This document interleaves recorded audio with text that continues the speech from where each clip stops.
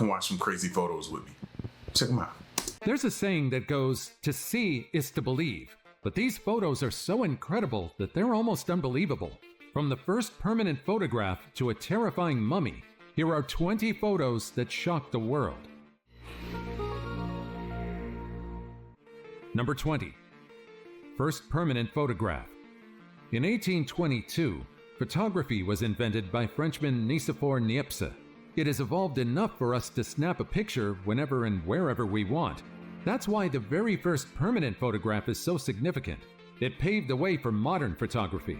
I wonder if the first people to ever look at somebody take a photo would be like, no, that's the devil's machine or something, like devil's technology or something. They had to call it something to be able to snap something and a photo come out of you. You had to think it was like a devil worship or something. Now, if I asked you to picture what the world's first permanent photograph looked like, this is probably not what you imagined. Taken in 1826, this photo was captured by Nicephore Niepce himself from the window of his estate at Saint-Loup-de-Varennes, France. Back then, photography was still in its early stages.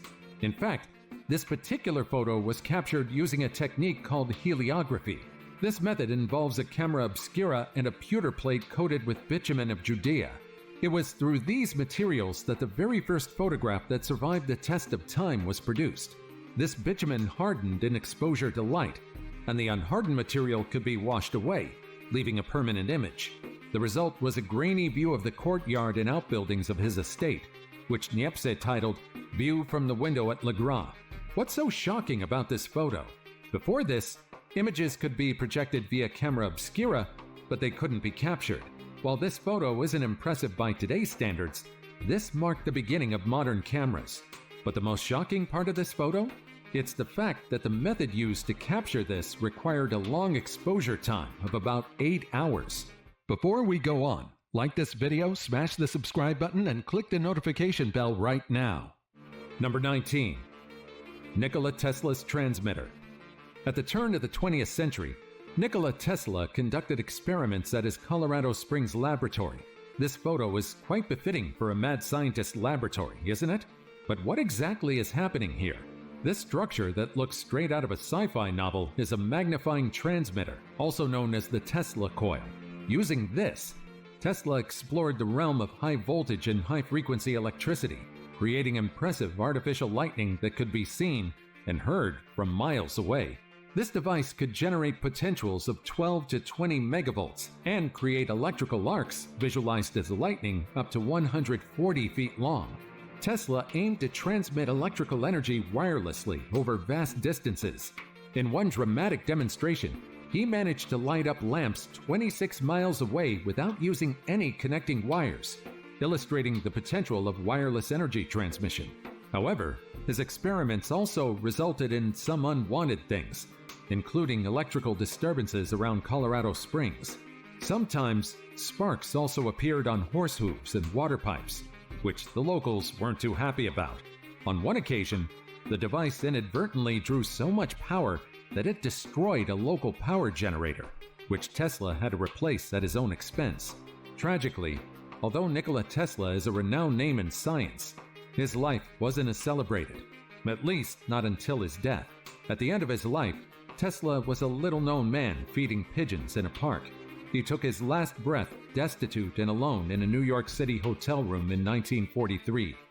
Number 18. And now you look all over the internet, there's tons and tons of videos talking about how much of a genius he is and his contribution to history and everything that he's done.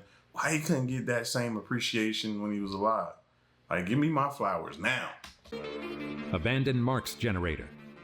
People who see this part of the Russian forest near Istra, not too far from Moscow, are always stumped.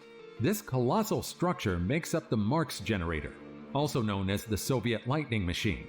Originally, this facility, filled with huge Tesla coils and a massive power capability, functioned as a critical site for high voltage testing, contributing significantly to military and scientific research. However, following the dissolution of the Soviet Union in 1991, the facility's active use sharply declined due to drastic shifts in scientific priorities and economic hardships faced by the new states. And now, it's abandoned and forgotten. treated as a dystopian-like location in the isolated Russian forest. Its last known operation was in 2014, and this dormant lightning machine that once held the capacity to power the entire Russian territory is now slowly being reclaimed by nature. The area where the structure is located is fenced off and guarded by dogs. Although, with its height, the Marx generator is obvious from outside the surrounding fence. Number 17. Early IBM accounting machine. Electronic and computer engineers today don't have to deal with bulky and annoying hardware, but in the past, engineers were expected to tend to a big box of coiled wires. This photo, captured by Berenice Abbott around the late 1940s, shows an engineer working on an IBM 405, an accounting machine introduced by the famed IBM company in 1948. It might look like the very first computer, but this is actually an alphabetic accounting machine. But what use did this massive machine have? Just as its name suggests, this took care of accounting processes. From 1890 until the 1970s, punched cards were utilized in data processing. It was used for inventory, payroll, and accounting. Typically, these cards have 80 columns holding stored data from the date, vendor number, amount, and order number. At a time when computers weren't readily available, the IBM 405 processed and totaled the amount punched in these cards. Visually, the IBM 405 was a far cry from the sleek design of modern computers. It was large, bulky, and filled with mechanical parts. The system operated through a complex arrangement of electromechanical counters, relays, and type bars. No one from today's time would think that IBM 405 was used for data processing with its array of wires and mechanical linkages. To an untrained eye, the IBM 405 might just look like a tangled web of components. Listen, man, you're talking to a person that used to be a firefighter. My anxiety level is so high looking at all those wires right now. Number 16. The first programmable electronic computer. IBM 405 isn't a computer, so let's look at the first one, the ENIAC. Short for Electronic Numerical Integrator and Computer, the ENIAC was the first programmable electronic general-purpose digital computer. It was completed in 1945, and let me tell you just how much of a behemoth it was. John Moshley and J. Presper Eckert developed it at the University of Pennsylvania. It was originally designed to calculate artillery firing tables for the United States Army during World War II. At the end of its development, ENIAC could be reprogrammed to solve a full range of computing problems. However, it wasn't that easy due to its plugboard-based programming. Imagine having a computer you need to unplug and shut down for days if you want to work on another problem using it. That's how ENIAC operated. Despite this drawback, ENIAC was still the most powerful computer of its time, which says quite a lot about how much we've improved in the field of computers and technology. Considering the ENIAC occupied a 1,500 square foot room and consisted of 40 panels, each 8 feet high and 2 feet wide, I'm thankful for the sleek and modern computers we have today. Without this cumbersome tech, we probably would have seen modern computers a lot later. Number 15. Smiling Worm. Have you ever wondered what lurks at the bottom of the ocean? Just look at this creature discovered by Roman Fedortsov, a Russian deep-sea fisherman who has earned a reputation on social media for revealing the most monstrous and nightmare-inducing creatures from the abyss. Among his many discoveries was this quote-unquote smiling worm. This marine bristleworm was captured during one of Fedortsov's trawling expeditions. If you think it looks prehistoric, you're right. A creature belonging to the family of polychaetes, these worms are known for their resilience and the fact that they've survived 5 mass extinctions already. These worms are notable for their bristles, called chaetae, which aid in movement and burrowing. What captured the attention of people online, however, is its smiling face. With its retractable pharynx, which it moves in a horrifying manner, this worm might look like a creature with a smiling face. We're lucky that these creatures live deep in the abyss. Otherwise, a simple swim in the ocean could be a terrifying experience. Number 14. Woman buried with her husband's heart. There's a saying in love that goes, "Until death do us part." However, a couple who lived in the 17th century wanted to never part, even in the afterlife. Louise de Quango was a French noblewoman who lived in the 17th century. She passed away in 1656 and was buried in a lead coffin, but she wasn't alone when interred. Along with her remains was the heart of her lover, Toussaint de Perrien, a knight of Brefilac. So this is the first case in history that I've seen where a person actually wants to take something involving their spouse to try to keep their connection in the afterlife. Normally it's jewelry, gold, animals, all kind of other things, but I've never seen anything to where it was something related to that person's spouse in the coffin, casket, or whatever with them. Nothing. This is like the first case for me. I've always wondered that, but I was just sitting to wait to see them till I come across something. Never had seen something that say like they wanted to have their lover, connect with them, so they took this from their lover. This, especially if the lover was still alive. So maybe you had their clothing, or maybe you had something of their significance with you. That way they connect. Never seen nothing. This is the first case. And it's a heart, which is crazy. This heart was not metaphorically, but quite literally with her, encased in its own smaller lead coffin, placed carefully within Louise's coffin. And so, when her remains were found by researchers a few years ago, many were quite touched by how devoted the husband and wife were to each other. While this practice might seem different and a little macabre for people today, the practice of separating and burying organs separately was not uncommon among the European elite during this period. The hearts, often embalmed, were sometimes sent to distant locations to be buried in cherished spots or family crypts. However, Louise's choice to keep her husband's heart close by, in her own grave, is a touching choice by a wife longing for her husband. Louise's death came a year after her husband's, during which time she had taken vows and entered a convent. Despite living a year on Earth without her husband, it's clear where her heart remained. Number 13. Massive woodlouse. This is Vanilla Vader, or at least the fond nickname it received from netizens.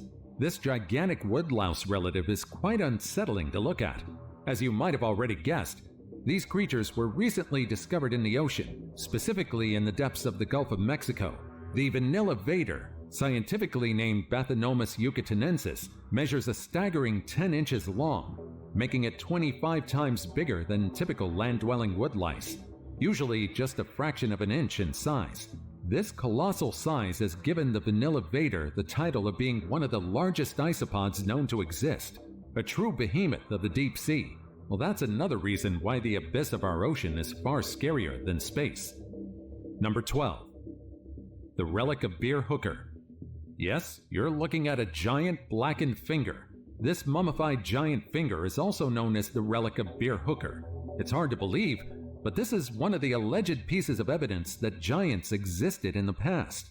Allegedly discovered by Swiss club owner Gregor Spory in Egypt in 1988, this finger is a staggering 35 centimeters in length, which could mean its owner was a giant who stood between 16 and 19 feet tall.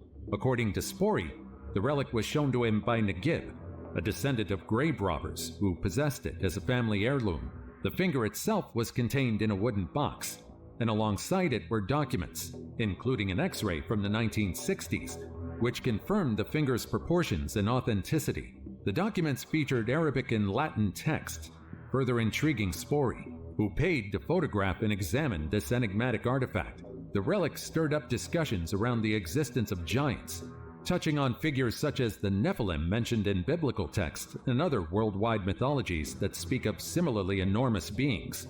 Today, the relic of Beer Hooker is dismissed as a hoax rather than a real archaeological find, but many continue to believe that it proves the existence of giants.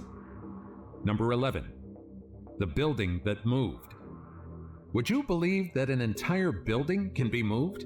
After all, it'd be too inconvenient and pricey to build another building when you can relocate the first one. Sounds impossible, right? However, in 1930, the entire Indiana Bell Telephone Building in Indianapolis pulled off what many believed was impossible. It was rotated 90 degrees and moved to a new location, all while its employees continued to work inside without interrupting their essential services. No, I'm not even kidding. The building, weighing a hefty 11,000 tons and housing several stories, was initially slated for demolition to make way for a new headquarters. However, Kurt Vonnegut Sr., the architect and father of famous author Kurt Vonnegut Jr., proposed an ingenious solution to save the building by moving it for a month From October 12 to November 14, 1930, the building was meticulously shifted 52 feet south along Meridian Street and rotated to face New York Street. Of course, a lot of planning was involved to accomplish this feat. With a combination of hand-operated jacks and a steam engine. Can we still do this now? Like, is there any cases of it being done now? I don't know why, but I feel like we're going to see a lot of this in the near future. Which moved the building a mere 3/8 of an inch with each stroke. Workers used a system of rails and hydraulic jacks to lift and rotate the structure, ensuring that all utility connections such as telephone lines, water pipes, and electrical cables were maintained throughout the process. This allowed the 600 employees inside to continue their work undisturbed as the building moved. Number 10.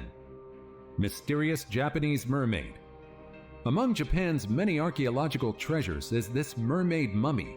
In fact, you might have encountered this alleged mermaid while scrolling on the internet before. Discovered and currently housed in a temple in Okayama Prefecture, this mummy measures about 1 foot long and exhibits an eerie combination of human-like features and a fish's tail. The story goes that this mummy was caught in a fishing net off the coast of Shikoku Island between 1736 and 1741. It was later passed down through generations, eventually finding its home at Enjoin Temple. The temple's chief priest hoped that the mermaid would bring health benefits, a belief known in some Japanese lore and legends. Recently, however, researchers from the Kurashiki University of Science and the Arts have taken a keen interest in this artifact to study its composition and origins through various scientific methods, including CT scans and DNA testing. They hope that analyzing it would end the mystery behind this alleged mythical creature once and for all. The mermaid mummy has maintained its nails, teeth, and hair over the centuries, with an expression that some describe as a scream. This has led to it being a subject of veneration, with some believing it possesses powers related to immortality, a theme common in Japanese folklore where mermaids, or ningyo, are often seen as bearers of misfortune or harbingers of epidemics, but also as creatures that could grant everlasting life if their flesh was consumed. And yes, there have been records that some people have tried consuming the flesh of creatures they thought were mermaids, which unfortunately most likely weren't real mermaids. The scientific verdict on this specimen? Listen, man, y'all can't go for everything that they tell you, bro. I mean, just out here eating flesh from alleged mermaids, man. No, bro. No, let somebody else do that. It turned out that this Japanese mermaid was an ungodly combination of several creatures stitched together to form this curious creature. Initially, researchers thought that the mermaid's body belonged to a monkey, but it turned out that its torso was made from cloth, paper, and cotton. However, traces of pufferfish and unknown mammals were also used to create this horrifying creature. Number 9. A nun buried face down. There have been several times in history when archaeologists discovered skulls and remains that were buried face down. Most of these remains were found across Poland, with people in old centuries fearing the return of the undead. This one, however, is quite different. In 2015, archaeologists excavated a church site in Oxford and discovered 92 skeletons dating from 600 to 900 years ago. One of them was particularly intriguing because she was buried face down. What's more perplexing is that the skeletons were buried in the grounds of Littlemore Priory, a nunnery founded in 1110. For reasons unknown to us, this nun was buried face down, possibly indicating a perceived sin. It was said that in 1524, the nunnery was forced to shut down because several nuns who were supposed to devote their entire selves to their religion indulged in sin. We might never know the real reason why this nun was buried face down, but there's a story here that's waiting to be uncovered. Number 8. Misbehaving students in history. Humanity has drastically changed over the years, but it seems that we're not entirely different from our ancestors. Just as how students and youngsters today often misbehave, even teachers back then had to have their own method of disciplining kids. This fragment might look ordinary, but in reality, it contains remnants of a punishment for unruly students in ancient Egypt 2,000 years ago. Recently, archaeologists have unearthed over 18,000 of these pottery fragments, which are known as ostraca. This revealed that naughty pupils were made to write lines as a form of discipline. These ostraca were essentially the notepads of ancient Egypt, cheaper and more readily available than papyrus. used for everything from jotting down trade records to schoolwork. Some of these shards, found in what seems to have been an educational setting, or repetitive inscriptions. Much like how today's school children might be tasked with writing "I will not talk in class" on the chalkboard, these ancient... Any of y'all ever had to write that? Write on a chalkboard, blackboard, whatever it is, had to write? Or maybe she told y'all to do it, he or she, whoever your teacher was, told you to sit in your desk, sit at your desk and write it. Or write the dictionary. Whew, hated that stuff. Students etched similar phrases into clay. No matter how advanced we are as a civilization, kids will remain the same. Number 7. A perfectly preserved 2,600-year-old brain. Alright, does anyone know what happens to your brain after death? Well, usually, moments before your death, neurotransmitters, chemical substances used by our brain to communicate with the rest of our body, will flood the brain. This will cause a spike in brain activity before crashing. At this point, your brain activity is as good as non-existent. 5 minutes after death, a process known as a brain tsunami, or more formally, terminal spreading depolarization, will occur. A wave of neuron activity hits all brain areas simultaneously before moving outwards like a wave. This is the catalyst of the breakdown of the brain's electrochemicals, essentially everything that's making your brain function. I'm not walking you through the entire process, but minutes after death, decomposition will occur. Add to the fact that the brain is about 80% water. It rots and decomposes faster than the rest of our body. Within 5 to 10 years, it will completely disappear. And yet, for some bizarre reason, the Heslington brain remains intact, despite the fact that it's been over 2,600 years since its owner's death. Discovered near York, England, this ancient brain, enclosed within a skull, has retained its soft, spongy form in a way that defies the typical rapid decomposition process of brain tissue. This perplexed scientists immensely, at least until recently. Researchers found that the brain proteins had folded into dense, compact aggregates. This unusual clumping acted almost like a protective shield, preserving the brain's structure over millennia. You see, typically, enzymes produced after death break down brain tissue almost immediately. But in this case, something halted that process early on. We have yet to determine if this is due to environmental conditions where the brain was interred, making the Heslington brain an enigma. Number 6. Aztec Skull Tower. Constructed in the late 15th century in the Aztec capital Tenochtitlan, now Mexico City, is the Aztec Skull Tower. It's exactly what it sounds like. It's a massive tower made out of human skulls. The structure was essentially a massive rack made from lime and stone, displaying thousands of human skulls. These skulls were those of war captives and sacrificial victims, believed to appease the gods, particularly the sun god Huitzilopochtli, and ensure the The things that they did to please the gods back then just continue to just blow my mind. Look at these skulls, bro. I want to say, if y'all don't judge me, it's pretty cool. Don't judge me. But I was like thrown off by it, but at the same time, very, very intrigued. Let me not say no more before y'all be looking at me crazy. Continuity of the world. Recent archaeological excavations at the site of Templo Mayor have unearthed further intriguing details about this tower. Initially, it was thought that the skulls belonged only to male warriors. However, findings have revealed the inclusion of women's and children's skulls, which means that Aztecs weren't picky about who they would sacrifice. Despite the macabre and grim nature of the structure, researchers found out that the entire tower was meticulously crafted, with skulls embedded into the tower in circles. In fact, even the Spanish conquistadors, upon their arrival, were floored and horrified by this display. Now, if you're wondering if this tower still exists, yes, it remains a historical attraction in Mexico City. Number 5. No, I'm not gonna go. Maybe. Terrifying Antarctic creature. Now here's a photo of a terrifying creature that was recently discovered in the icy waters of the Antarctic. It might look like something out of this world, but in reality, this fella is a strawberry feather star. This species of feather star was identified in 2023 and was named after the fruit because of its central body's resemblance. Complete with 20 sprawling arms, it really looks like a monstrous creature. Lucky for us, It only grows up to 7 inches long and doesn't pose a threat to humans. What's more, this alien creature also resides in depths ranging from 200 to as deep as 3,000 feet. Number 4. The Skull Tower of Niš. If you're familiar with the turbulent history of Serbia, perhaps you're already familiar with the Skull Tower of Niš. This eerie structure is located in the city of Niš, and its backstory is spine-chilling. You see, this skull tower is made from the skulls of Serbian rebels who fell during the First Serbian Uprising against the Ottoman Empire in 1809. The origins of Skull Tower begin with the Battle of Segar, where Serbian forces, led by Stephen Sindelic, faced overwhelming Ottoman troops.